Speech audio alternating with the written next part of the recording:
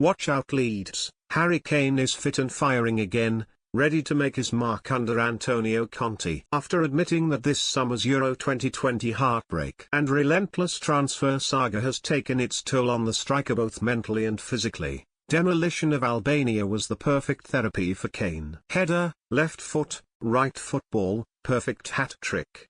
And that was before we heard the sound of the half-time whistle. Kane cut a slightly frustrated figure as his number was raised by the fourth official earlier in the second half. He did not want his fun to end. But in truth, there was simply no harm in substituting Kane. After had already wreaked havoc and the risk of injury with the game already won was not one worth taking. This was perhaps a sign of things to come, and there was a sense that the beast inside Kane could be awakening following the arrival of Conte at Tottenham. Some joked that the Italian's ketchup ban in North London was responsible for Kane's ruthless display of finishing. But there was indeed factors behind the sublime performance. Conte can learn from Kane's showing and ensure this is finally the turning point in his season. First of all, Kane had bundles of service to feed off, and as he said after the game, he could have had 6 on another night. Reece James was whipping balls in for fun from the right, Phil Foden and Raheem Sterling were buzzing around Kane, while Jordan Henderson was also providing support in the final third. This is ultimately imperative to Kane's form.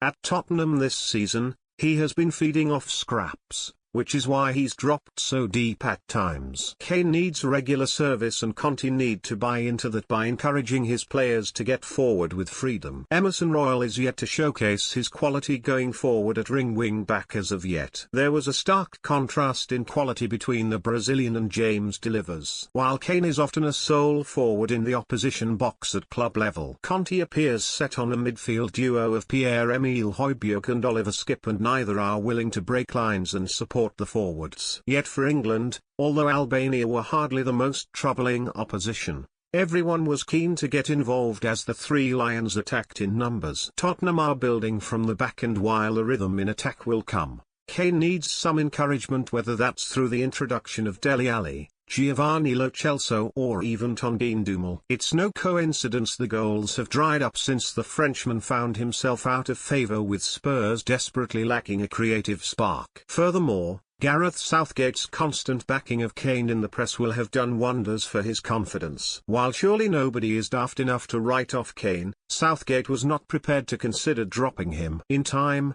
it was clear the goals would come, and if Conte makes it clear that his team will be shaped around Kane, like it was Romelu Lukaku at Inter Milan, a flurry of goals will follow in due course.